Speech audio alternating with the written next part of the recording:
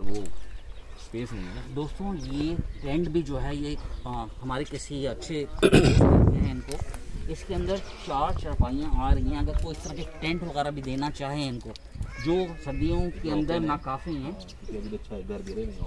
घर घिरे हुए हैं और अगर कोई इस तरह इनकी मदद करना चाहें, क्योंकि हम यही कोशिश कर रहे हैं कि जितना इनकी मदद कर सकें करें। हमारे वसाइल बहुत महदूद हैं, हम उन महदूद वसाइल में होते हुए हम लोग आ रहे हैं।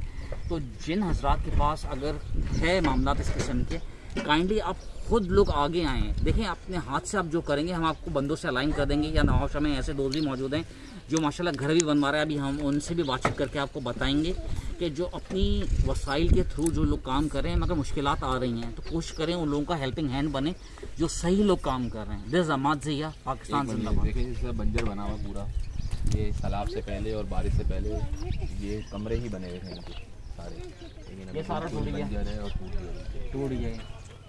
आप ये देखें, ये बच्चों की तस्वीर, बच्चों को दिखाओ यार कि बच्चे जो हैं ये किस तरीके से। कोई बच्चा पढ़ता है इनमें या नहीं पढ़ता? पढ़ते हैं। कौन सी क्लास में पढ़ रहा है?